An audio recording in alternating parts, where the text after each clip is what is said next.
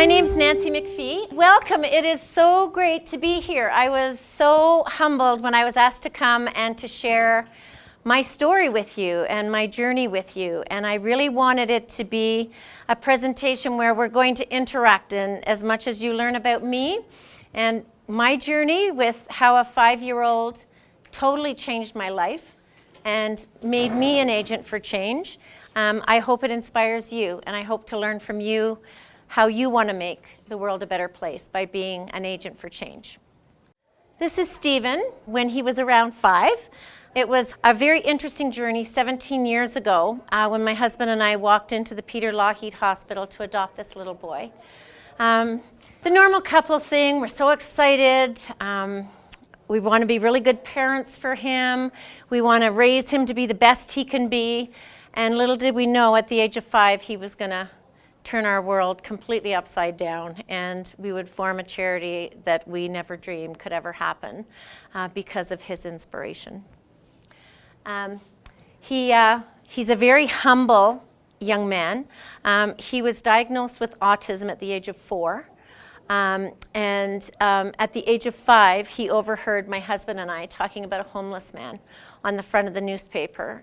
We were in the kitchen and he was in the other room playing. And I was saying, I felt really sad, like in this province, how can somebody be homeless? And who is this fellow? And, you know, where's his family? It's Christmas. And I just really was feeling sad to see this person. And Stephen came into the kitchen from the other room, and he just looked at me and he said, "Mommy, are there kids on the street?" And like I was stunned, first of all, because children with autism don't usually ask those kind of questions. And the second reason was that how do you answer a 5-year-old and tell him that, yeah, there are people who lose their homes? And so I tried my best to explain that there are families that have hard times and lose their homes. And he said, "So the kids don't have their own bed?" And I go, "No, they go to a shelter." And he didn't even hesitate. He said, "Mommy, I need to help them." And I was shocked, I'll be really honest. I didn't know what to say. And I said, "Well, how do you want to help them?" Well, he didn't know. So a few weeks later, he came back and he said, "I want to make packbacks." He didn't have front teeth. So he was like, "I want to make packbacks." I'm like, "Oh, for the kids?" And he said, "Yes." So I said, "Okay, what do you want to put in the packbacks?" So we were excited for 2 reasons. Number one, that he was doing something out of the box of what is normally characteristic of a child with autism. And 2, that he wanted to help people. And so as a family on our kitchen floor, we made 15 backpacks. And because he was autistic, I know that he's a visual learner, so I phoned in from the cold and said I wanted to come down Christmas Eve as a family and deliver these backpacks. And I said, he's very, very shy, so I only want him to deliver 1, and you can keep the rest, but I didn't deliver them after. And so that's how Stephen's Backpacks was born, and it was totally Stephen's idea. So a little bit about me. For 4 years, I was National Director of Operation Christmas Child. Anybody know about the Shoebox program, Operation Christmas Child? I was the National Director for 4 years and traveled all across Canada setting up new centers, and that's how I got a lot of my background and my passion for reaching out to kids in need. I'm now the Executive Director of Stephen's Backpacks, and believe me, that keeps me really busy. Something interesting about me, my dad was a demolition expert in the Air Force, and I lived on the island of Sardinia in the Mediterranean Sea for 4 years and spoke fluent Italian before I spoke English. So that's an interesting fact about me. Now I would love for you guys to maybe break into groups of 2 and tell each other something interesting about you and kind of why you're here and a little bit of your background and what makes you a leader and an agent for change. Okay, that's awesome, you guys. We can continue your discussions later. That is amazing. I'm sure you found out something really interesting about people beside you that you didn't know. And you know what? Really, that's a big part of the journey, finding out something interesting about people we don't know as we come together. And that's how the journey begins. Now I'd like to share something very special with you. It's the video. This particular picture was taken when I think we hit 3,000 backpacks, and he was sure a happy little boy. Today we do over 4,000 backpacks a year and 1,000 backpacks for back to school, 15,000 pairs of new running shoes, and we've helped 32 families off the street into brand new furnished apartments. So that's a little bit about us. If we could play the video, that would be awesome. Jim and Nancy McPhee were talking about a homeless man pictured in a Calgary newspaper. They were having a typical conversation, wondering who he was and where his family might be at that time of year. Their 5-year-old son, Stephen, asked a question that would change their lives. "Are there kids on the street, Mummy?" His mother confirmed that yes, there are children without homes. Stephen blurted out, "Mummy, I want to help them." And a few weeks later, Stephen came to his parents and said he had decided he wanted to make backpacks. The McPhees went out and purchased 15 backpacks and filled them with all sorts of wonderful items.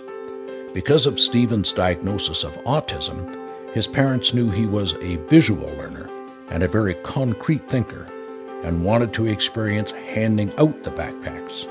Stephen's parents contacted the In From the Cold organization, and on Christmas Eve of 2006, Stephen presented his first backpacks at the shelter to a 16-year-old boy with Down syndrome. Stephen's Backpack Society became a registered charity in 2008, and since it began, the All-Volunteer Society has distributed tens of thousands of backpacks and other gifts of hope to needy children. The annual Christmas Backpacks campaign distributes an average of 4,000 backpacks per year to homeless kids in Alberta shelters, as well as to children in First Nations communities. Now, Stephen's Backpacks fills backpacks all year round as Christmas gifts, back-to-school backpacks, and assisting children in need in our community every day. And Stephen's Backpack Society never stands still. From their many contacts with needy children and families, 3 other programs have evolved. Footprints, which provides new shoes to homeless and at-risk students starting back to school. Project Hope, which has helped 31 families move out of shelters and into the next chapter of their life with new furniture and all move-in necessities. And most recently, the Global Citizen Project, which encourages school children to become global citizens, to pursue an interest in the environment, in anti-bullying, in homelessness, and in the philosophy of philanthropic ways to make the world we live in a better place. Over the past 10 years, Stephen's Backpacks has delivered hope and changed the hearts of 40,000 children and youth across our province. So I'd like to tell you a little bit about some of our programs, and the best way to describe the program, I'm going to tell you a story. And the most wonderful thing about whatever your passion is and whatever it is you decide to become an agent of change for, remember the stories that you learn along the way, because those are the foundation of your charity or your passion. Stories are so important because people relate to what you're doing so much better. So I'm going to tell you a story about, we went down in August to In From the Cold, and we were doing our Footprints program. And that's where you give 2 pairs of shoes. You give an indoor pair and an outdoor pair of shoes. And while we were there was this little boy. His name was Emmanuel. And he was so excited, and I couldn't understand why he was so excited, like it was a pair of running shoes. And the executive director told us after that his mom, and who was expecting, and had another child younger than Emmanuel, and Emmanuel had fled from a very violent situation, and that he had never had a new pair of shoes in his life. About a week later, the executive director phoned me from In From the Cold. I knew her very well, and she said, "You're not going to believe it. Emmanuel has taken one of the pairs of shoes and put them under his pillow, and the other pair he's wearing, and he won't take them off." Like at night when he goes to bed, he's like, no, I'm not taking them off. Like somebody might take these, right? And so his mom said, Emmanuel, you got to take these shoes off. Like you're wearing these outside. And so she said, they're getting dirty. So he went to the washroom and got his toothbrush and he was cleaning his shoes. It was more important they stayed on his feet because he wasn't going to lose these shoes. So the executive director of the In From the Cold said to them, we're really excited. We found an apartment for you guys. This was a few days later. And so Emmanuel's like, can I take my shoes with me? Like immediately he thought, I'm going to have to trade off. If I get a house, I'm going to have to give up the shoes. I mean, think about this for a minute, guys. This is Calgary. This is an actual little boy in Calgary that has never had a new pair of shoes and thinks he has to give them up because he's got a home. So the executive director phoned me and she said, do you think you could help this family out? Because, you know, we're kind of short on funds and they don't have any furniture. They don't have anything. And so I said, sure, leave it with me. We don't have any money left either. We just did our backpack program. But let me phone some of my corporate sponsors. Let me phone some of my friends. And let's see what we can do. That's the beauty of relationships. I phoned MacArthur Furniture. They donated a $5,000 bedroom suite for Mom. The mom of MacArthur Furniture went out and bought a whole layette for the baby in a neutral color. Then they gave us a crib that folds into a bed. They donated bunk beds. We went out and bought all the bedding. TransCanada came on board. They dedicated their whole Christmas party to that family. They bought all the Christmas presents. They got all the sizes of the kids. They bought all the clothes. Superstore donated all the food. So we go with a team of like 26 people, and we put pictures on the walls. We cleaned the place. We put the beds up. We put the bedding on. We put the Christmas tree up and all the decorations. We had presents under the tree. We had dishes in the cupboard. We had food in the cupboards, food in the fridge, flowers on the table for Mom, toys for the kids in the bedroom, presents in Mom's closet, the layette for the baby. And they had taken her out for the day. They had taken them, I think, to the zoo. So imagine what happened when she came home. The social worker was with her. The little boy walks in because it's an alcove and she's helping one of the other kids off with his shoes. Emmanuel runs in and runs around the corner and he comes running back and he goes, Mom, we've got a TV, we've got furniture, we've got a Christmas tree, we've got presents. Because when we went in there was 2 mattresses, a basket with a few broken toys in it, and 1 package of Itchabad in the cupboard. That was it.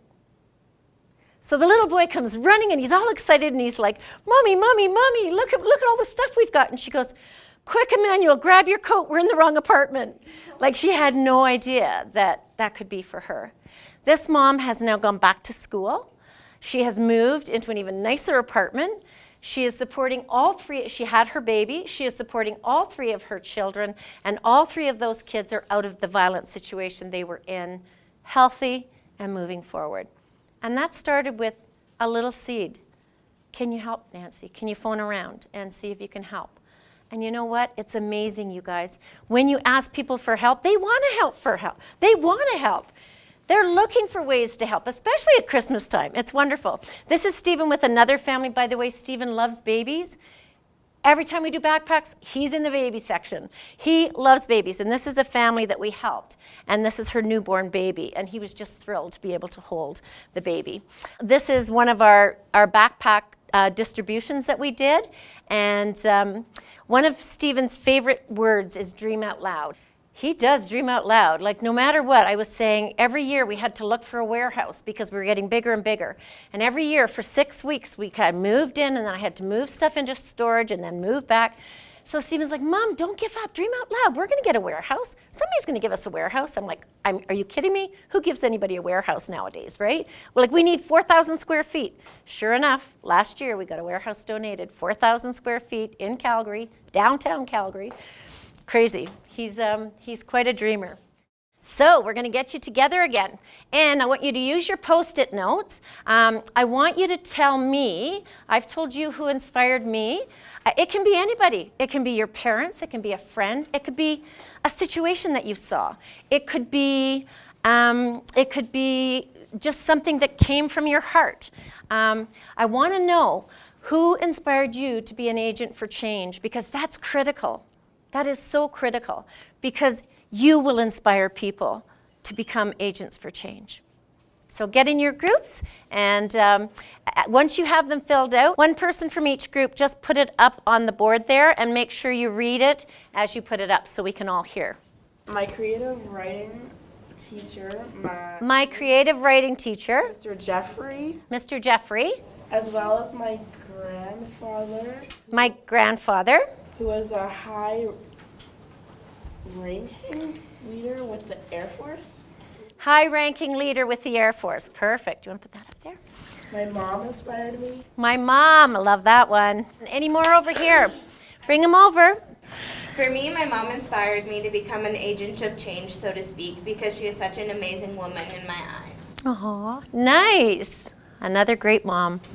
My dad My dad, love it. and my teacher told me that I could be the next Tyler. That's the guy who started Pink Day. I love it. Excellent, thank you. Any more over here? Up we come, let's read them. My hockey coach and the captain of our team. Hockey coach and the captain of our team, sports people, inspired you. My friends who I made after stepping out of my comfort zone. My friends who I made after stepping out of my comfort zone. I like that one a lot. We got my parents, my leadership teacher, myself. Every single group today, it was mostly about family that inspired and moved people forward. But you know, I really believe that sometimes teachers you meet and friends you meet are like family. I don't think family sometimes necessarily has to be blood connected. I think that our family grows. I look at Stephen's Backpacks as a family. All our corporate sponsors we've had on board for like 8-9 years. And they know us. They know our family. It's a relationship. So that's very exciting. Okay, next one. What does it take to be an agent of change? Courage, selflessness, patience. Well, for me, it's not just Stephen, actually. We've adopted 2 children. Stephen's sister, Brianne, was 4 when we adopted her. And she was 7 when she wrote her first letter to help Stephen. They were like 2 peas in a pod. She's like, what a good idea. And so she's writing this corporate letter. And she is now 21, becoming a teacher. And she's the director of social media for Stephen's Backpacks and will one day be executive director. And she is amazing. So, I mean, she's another one that inspired me to be an agent for change because it takes a village. You can't be an agent for change on your own. You need people to help you make that change. What does it take for you to be an agent of change? What does it take? Have you got it? Yeah. What's yours? Wanting to be involved, huge. Selfless. Selflessness, big one. Not giving up, dreaming big, working with others. Ambition, empathy. Empathy. Hope, love it. Any other words that want to jump out here? I said dedication 100%. If you don't have dedication, you don't got anything. You got it. Dedication is, I think, Oh, I mean, all these? Okay. dedication and passion, number 1. Courage, spirit, passion. Kindness, empathy, leadership, positivity, and dedication. Kindness, leadership, positivity, dedication. Excellent. You guys have it. You've nailed it. Compassion, love for others. Share your time. Yeah, time. Oh, that's a huge one. Does it ever take a lot of time? Courage and kindness, confidence, courage, responsibility, and dedication. Excellent. Positive outlook on life and being kind. Dedication, confidence, passion, love, and confidence. I wrote that. Confidence, dedication. So group similarities, there was a lot of similarities up there. Passion, commitment, empathy, kindness. For me, what do I take away from this? For me, this has probably been the hardest year of our life doing this charity. Stephen lost his dad May 4th last year, and I lost my husband, and we lost the president of Stephen's Backpacks. We weren't sure what we were going to do. We weren't sure if we were going to be able to make another backpack. Losing Stephen's dad, I wasn't sure how that was going to impact him or if he would even want to carry on. It's a very traumatic time when you lose somebody that you love. And I was amazed. Like, he was like, no, Mom, we're going to do the backpacks. And we did 4,000 backpacks. And we also did a huge celebration to celebrate a year. My husband died on May 4th. And we did a huge celebration up at Apple Creek, and we raised $20,000 for homeless kids. So that's how we chose to push through that mountain. So yeah, what does it take to be an agent of change? Courage, digging deep sometimes, just when you don't even want to, but the passion is bigger. Next slide. Okay, how do you inspire others? I've got this great idea. I want to change the world. How do I inspire people to help me? How do I inspire people? Come on, you guys, get on board with what I want to do. Yeah, tell someone. Yeah, perfect. Advertising, tell lots of people. I'm really passionate about this, but I need help. I'm one person. How do we inspire others? Believing that you can inspire. Yep, perfect. Have a good attitude towards them. Be an example. Be an example. Be a role model. Absolutely. Oh, I like that one. Encouraging people to step out of their comfort zone and take risks. I like that one a lot. By showing them that it's possible. By showing them it's possible. Be a role model. The other thing to inspire people is, I can't say this enough, be true to your core values of what you start your mission with. For instance, when we started Stephen's Backpacks, people said to me, you know, it won't always be grassroots. This is an amazing charity. It's going to get really big, and you're going to need to hire people. I said, no. If I have to hire people, I'm not going to be doing this charity, because I want 97 cents on the dollar to go to the kids, not 3 cents on the dollar going to the kids. So I made it a mandate. That's kind of a mandate in our board. We're not hiring people. We have 500 volunteers. People love to come out as a family and volunteer. We have 350 corporate sponsors that have been with us like for such a long period of time. And that comes from building relationships, keeping true to your core values, who you are and what you started out as. We've always had this. People know us. They see that, Stephen's Backpacks. Dream out loud, buzzword, dream out loud. Everybody goes, Stephen's Backpacks. Stephen's favorite thing to say, dream out loud, Mom. Mom, why did you believe that's going to happen? Dream out loud. Anyway, and it usually comes true too. So how do we inspire others to become their own agents? Any more comments over here? Tell your story, encourage others, practice your integrity. Practice your integrity. Perfect. I love that one. If you're a true agent of change, everything you do will help others to follow you and join in with your ideas of change. Help others to follow you. Perfect. Encouraging others by touching their hearts. Make the inspiration personal. Absolutely. Make sure there's a personal story. Make sure there's a personal story that people can relate to. Why should I help people that need water? Well, let me tell you a story. I went to Nicaragua and I saw some, and this is a true story actually. I went to Nicaragua and I saw some horrible wells there that were like years old. These people needed fresh water. Tell a story with your passion. The relationships, I love that up there as well. You've got to be in relationship when you're trying to get people to understand what you are trying to change in the world. And I don't mean by, a lot of charities, it's just like, give me the check. And for me, it's not just give me the check. One of our biggest corporate sponsors who